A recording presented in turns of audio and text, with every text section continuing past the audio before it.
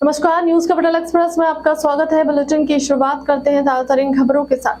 अनाधिकृत कॉलोनियों का नियमितीकरण, अधोसंरचना विकास और भवन अनुज्ञा वितरण का शुभारंभ। मुख्यमंत्री के उद्बोधन के मुख्य बिंदु पाई जोड़कर सुख से जहां बसर होता है, जैसे ही अपना घर सबसे सुंदर होता है, हर एक का सपना होता है कि उसका अपना एक मकान हो।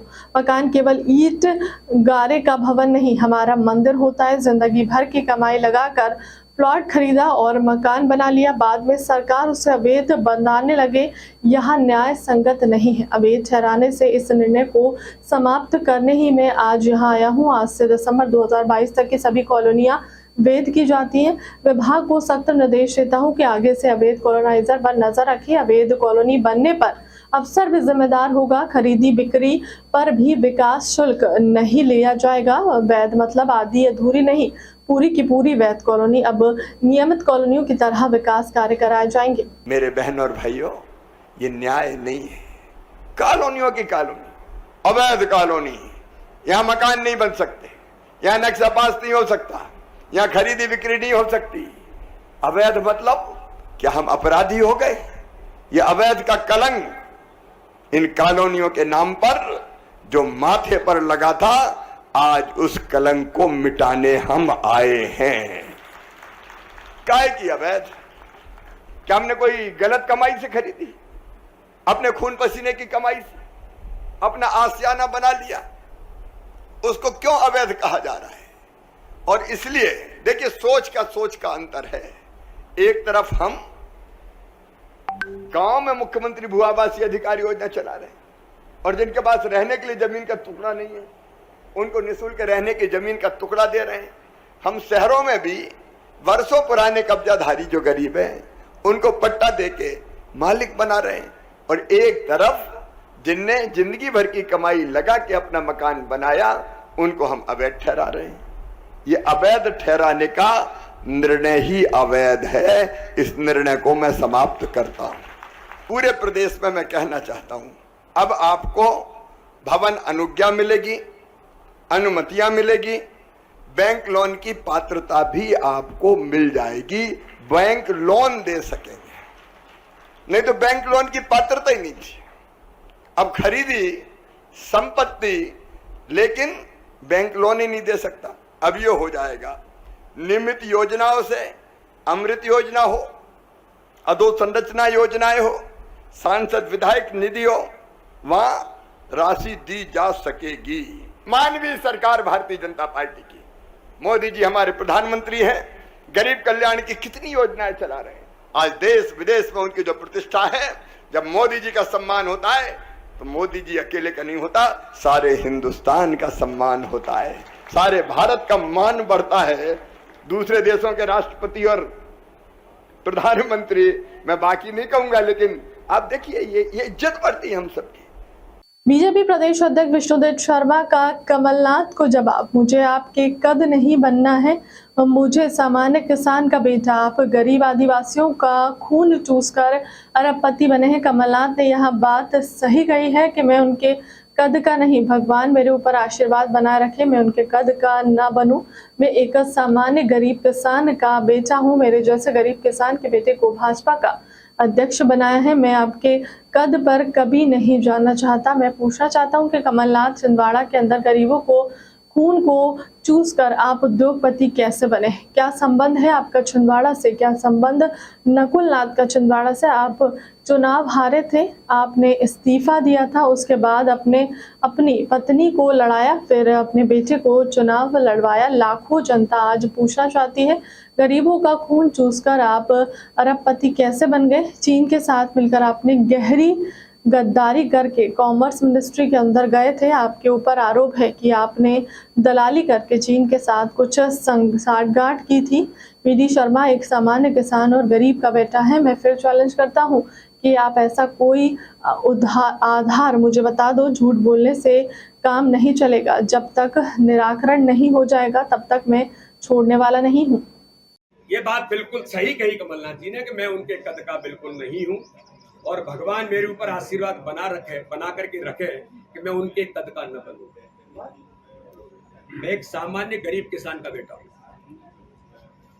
और गरीब किसान का बेटा एक गांव के स्कूल में पढ़ करके मैं अपने प्रधानमंत्री नरेंद्र मोदी जी को, भारतीय जनता पार्टी के सम्मानीय राष्ट्रीय अध्यक्ष जेपी नड्डा जी को, अमित शाह जी को, हमारे नेतृत्व को, मेरे विचार परिवार के उन लोगों को बधाई धन्यवाद करता हूं कि मेरे जैसे सामान्य गरीब किसान के बेटे को भारतीय जनता पार्टी का प्रदेश का अध्यक्ष बनाया कमलनाथ जी।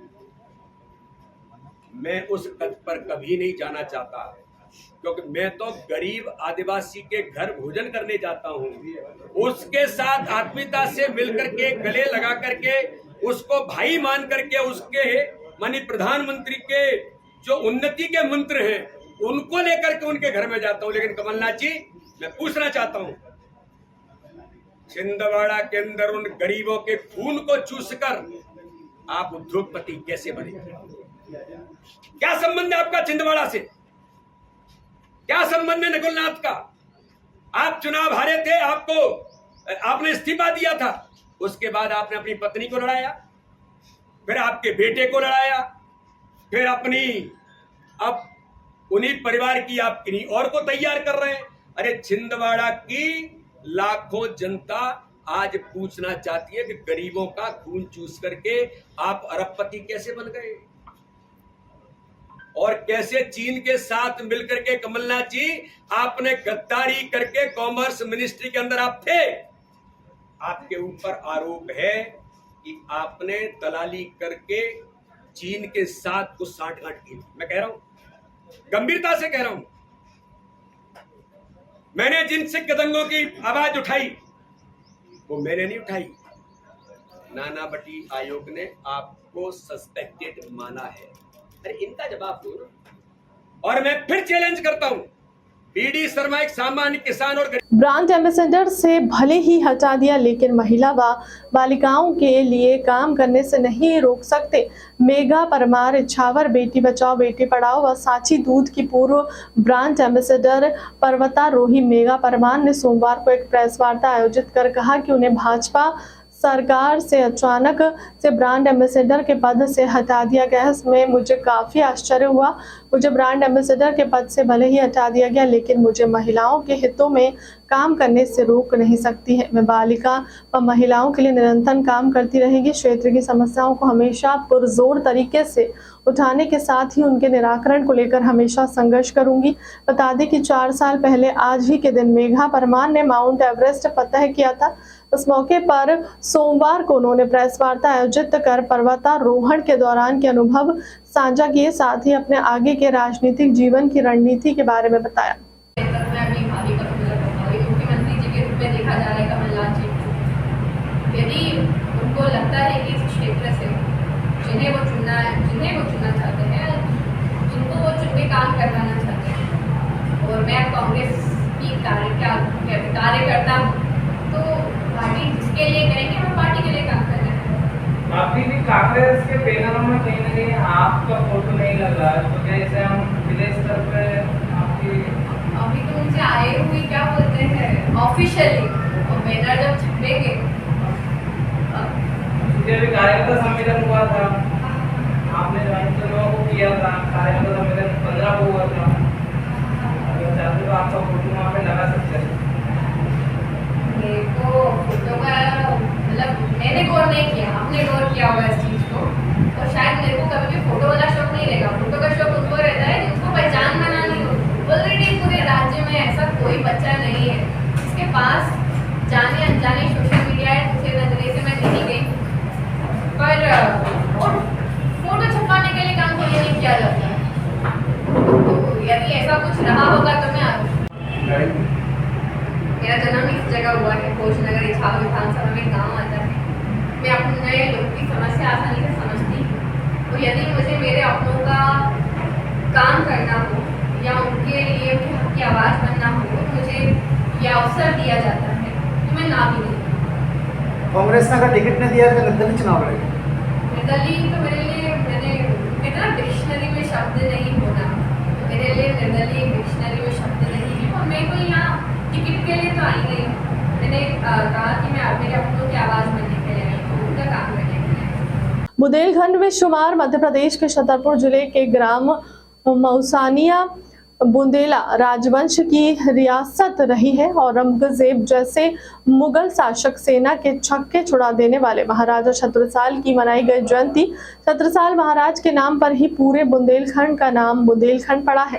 बुंदेलखंड की कहावत है, छत्ता तेरे राज में धक धक धरती होए, जित जित घोड़ा मुख करे तित तित फत्ते होए। महाराज छत्रसाल की जयंती की पूर्व संध्या पर क्षत्रिय समाज ने एक विशेष कार्यक्रम, पहले शोभा यात्रा आयोजित किया। फिर कार्यक्रम में समाज सेवी पूर्व कैबिनेट मंत्री ललिता यादव समेत कई नेता शामिल हुए। छतरपुर के मौसानिया में महाराज छत्रसाल की जयंती पर 2 दिवसीय विरासत महोत्सव का आयोजन किया गया है।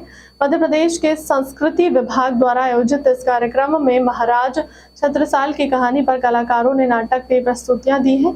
इसकी प्रस्तुति देख दर्शकों ने जमकर तालियां बजाई। इसके बाद महाराजा छत्रसाल का अल्लाह गायन कर उनकी शौर्य की गाथा का गायन किया। आज वो देवर हो जाए कि बड़े लाभ रहे। आपको तो दिल्ली और आगरा से फुर्सत ही नहीं है, कहीं जाओ अच्छा की प्रजाति की चिंता करनी पड़े।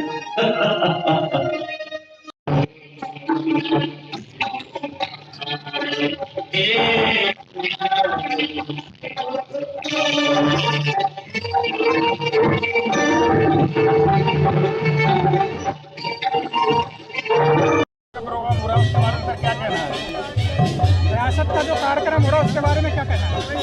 विरासत का कार्यक्रम बहुत ही अच्छा कार्यक्रम है और ये और भव्य और व्यापक बनाने के लिए शासकीय के साथ साथ जैन सहभागिता होनी चाहिए। यह कार्यक्रम ये मऊसानिया या छतरपुर जिले का नहीं, जिस प्रकार की महाराजा छत्रसाल जी को उपाधि थी बुंदेलखंड केसरी की, तो ये बुंदेलखंड का पूरा कार्यक्रम है और बुंदेलखंड में हर वर्ग, हर क्षेत्र और हर परिवार की उपस्थिति होनी चाहिए ताकि आने वाले समय में युवाओं को प्रेरणा मिल सके।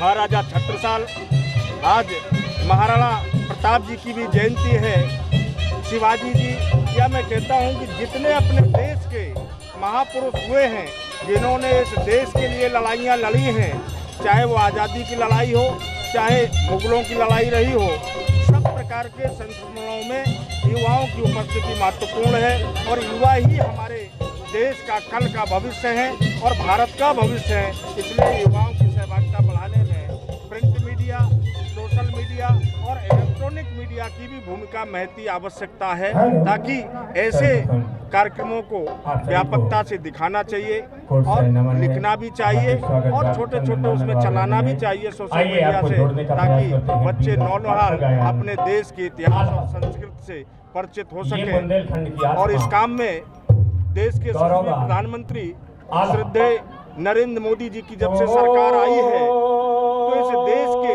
इतिहास के लिए उन्होंने बहुत कुछ करने का काम किया है और आप देखेंगे कि सरदार वल्लभ भाई पटेल से लेकर के पूरे देश के अंदर जितने महापुरुष हुए हैं सबके लिए इतिहास संकलन और उनके स्मारक और संस्कृति विभाग के द्वारा कार्यक्रम करने के लगातार कार्यक्रम चल रहे हैं और मध्य प्रदेश में भी माननीय शिवराज जी की सरकार लगातार संस्कृति मंत्रालय के माध्यम से अपने इतिहास को सहेजने, संवारने और युवाओं को प्रेरणा देने का काम कर रही है।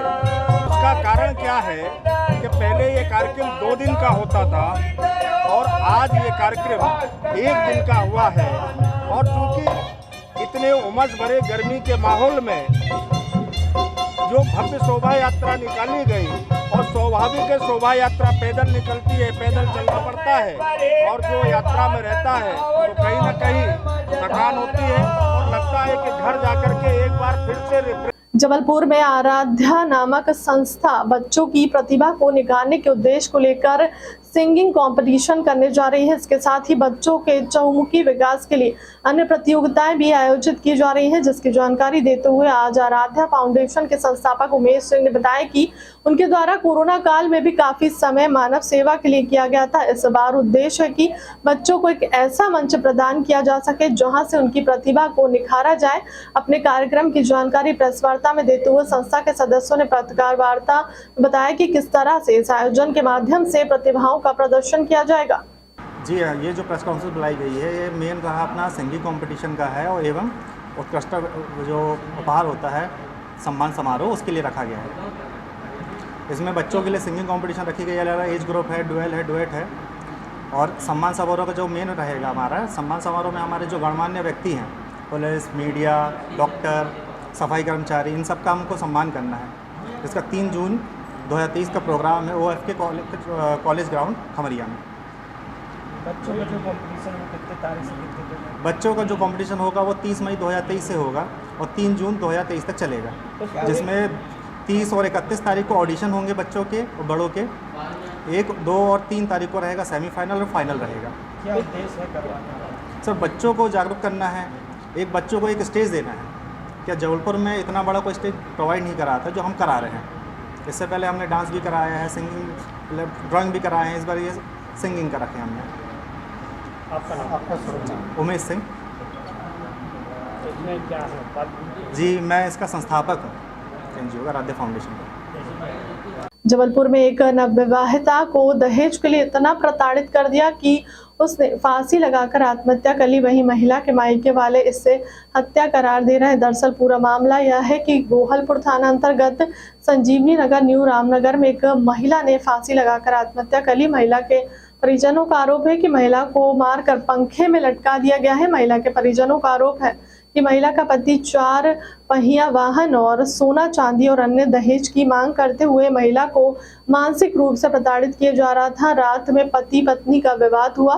फोन आया कि अपनी लड़की को ले जाओ। महिला के पिता ने कहा कि ठीक है, हम लोग निकल गए हैं, ले जाएंगे। आकर थोड़ी देर बाद पड़ोसी ने फोन पर कि तुम्हारी लड़की ने फांसी लगा ली है। पहले अपनी बच्ची की शादी महताब साहब के लड़के से किया।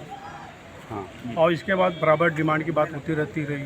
किस टाइप की डिमांड करते थे? कि हमको गाड़ी चाहिए तो पैसा चाहिए तो ये चाहिए, दहेज और नहीं मिलने की वजह से आज बच्ची को हमारे लोगों ने बहुत बेरहमी बेदर्दी से उसको लोगों ने मार के दिया और मार कर उसको फांसी पे लटका दिए लोग। कैसे पता चला था आपको ये घटना? फ़ोन यहाँ से गया, उनके बगल वालों ने फ़ोन किया, उनके लड़के ने हमको फ़ोन किया कि देखिए बच्ची को समझाइए, नहीं समझेंगे तो मैं खून कर लूँगा या उसका खून कर दूँगा।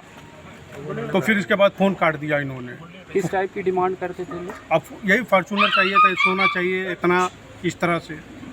तो फिर इसके बाद फिर उन्होंने अपना क्या है कि रात में फिर उनका लड़का फ़ोन किया हमको कि उनको खून कर दूंगा या नहीं तो फिर अपना खून कर लूँगा। कौन बोला ये आपको? ये दामाद जो हमारे हैं। क्या नाम है दामाद का? खुर्शीद आलम। ये किस जगह पे शादी हुई थी?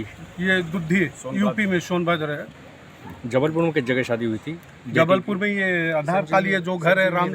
हाँ जी हाँ। तो आप लोग अभी क्या चाहते? तो अभी फिर हमको फिर खबर मिला। इसके बाद लड़के के वाली साहब ने फिर 2 मिनट बाद फ़ोन किया कि निजाम भाई आप आ जाओ, 2 बजे ट्रेन पकड़ के आओ, बच्ची को ले जाओ। हम कहे ठीक भैया आ जाते हैं।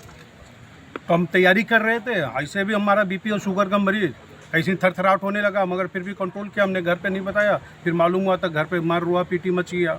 फिर इसके बाद 4 मिनट के बाद भाई साहब फिर 4 मिनट बाद मेरे पास फ़ोन आ रहा है कि आपकी बच्ची नेहा पंखे में लटक के जान दे दी। तो फ़ोन करने वालों को हमने कहा कि भैया अभी 2 मिनट पहले हमारे संगदी साहब ने कहा कि आप चले आओ, लड़की ले जाओ, और 4 मिनट में क्या इसे हो गया। तो ये साजिश के तहत हमारे बच्ची को मारा गया, मारकर उसको जो है फांसी पे लटका दिया गया। क्या चाहते हैं आप? आप क्या चाहते हैं? बस हमको इंसाफ मिलना चाहिए। अब हमारी बच्ची नहीं है, मगर हाँ जो जालिम लोग किए हैं, बेदर्दी के साथ हमारे बच्ची को मारे हैं, उनको भी अगर बस चाहते हैं सजा मिले। आप बच्ची के कौन है? हम बच्ची के वाली साहब हैं, फादर हैं। आपके नाम बता दीजिए। हमारा नाम मोहम्मद निजामुद्दीन, दुद्धि के रहने वाला हूँ। ये कल रात्रि के समय में एक घटना घटित हुई है। इसमें एक नवविवाहिता महिला समीरा परवीन की मृत्यु हुई है। इसके संबंध में जो हमारे पास सूचना आई थी उसके हिसाब से मर्ग क्रमांक 20 कायम किया गया। इसकी चूँकि नवविवाहिता है तो इसकी जाँच मर्ग की जो है मजिस्ट्रेट और साहब द्वारा की जाएगी। मृतिका का परिवार जन के समक्ष पंचनामा कार्रवाई की गई है। परिवार के जन उपस्थित हो गए और जो भी पीएम रिपोर्ट आएगी और परिवारजन के कथन होंगे उसके हिसाब से वैधानिक कार्रवाई की जाएगी। परिवार वालों का आरोप लगा रहे हैं कि कई कुछ दहेज का और इस टाइप का, जो भी उसमें फैक्ट आएगा उस हिसाब से कार्रवाई की जाएगी। अगले 24 घंटे में एक बार फिर मध्य प्रदेश के मौसम में बदलाव आने वाला है। मंगलवार को एक नया पश्चिमी विक्षोभ सक्रिय होने जा रहा है, जिसमें प्रदेश में फिर बारिश और आंधी का दौर देखने को मिलेगा। एमपी मौसम विभाग की माने तो मंगलवार को भोपाल और नर्मदापुरम संभाग के जिलों में कहीं कहीं वर्षा भी हो सकती है। वहीं नौतपा में भी बूंदाबांदी के आसार हैं। वहीं 26 मई को एक और नया सिस्टम एक्टिव हुआ है। इसमें मई अंत तक मौसम में यूं ही बदलाव का दौर जारी रहेगा। 23 मई से बारिश के आसार। एमपी मौसम विभाग के मुताबिक अरब सागर में बने चक्रवात से प्रदेश में नमी आ रही है और प्रदेश में बादल छाने के साथ बारिश हो रही है और मौसम बदलेगा और बदलाव बादल छाए रहेंगे। 23 मई को हल्की बारिश हो सकती है। मैं मौसम विज्ञान पिछले 24 घंटों में प्रदेश के इंदौर, भोपाल, सागर, शहडोल, चंबल एवं ग्वालियर संभाग के जिलों में वर्षा दर्ज की गई और बाकी प्रदेश में मौसम शुष्क रहा। सबसे और वर्षा के प्रमुख आंकड़े हैं अमरकंटक में 2 सेंटीमीटर, गढ़ाकोटा, रेली, कुंभराज, सिरोंज, गैरतगंज में 1 सेंटीमीटर वर्षा दर्ज की गई। अधिकतम तापमान नर्मदापुर संभाग के काफी बढ़े और बाकी सबसे अधिक तापमान जो है खजुराहो और दतिया में 45.4 दर्ज किया गया। आगामी 24 घंटे के लिए पूरा अनुमान है कि वर्षा गरज चमक के साथ बौछारें व साथ में अल्पकालिक तेज हवा 30 से 40 किलोमीटर प्रति घंटा कहीं कहीं चंबल, भोपाल, रीवा संभाग के जिलों में तथा शिवपुरी, पन्ना, अनूपपुर, सागर, डिंडोरी, दमोह जिलों में होने की संभावना है। साथ में लू चलने की संभावना कहीं कहीं ग्वालियर, दतिया एवं छतरपुर जिलों में होने की संभावना है। भोपाल में आंशिक बादल छाए रहेंगे और शाम के समय कहीं कहीं गरज चमक की स्थिति बन सकती है। अधिकतम तापमान 42 डिग्री, न्यूनतम 26 रहने की संभावना है। फिलहाल के लिए अब तक की खबरों में इतना ही। देश दुनिया की तमाम बड़ी खबरों के लिए बने रहे हमारे चैनल के साथ। नमस्कार।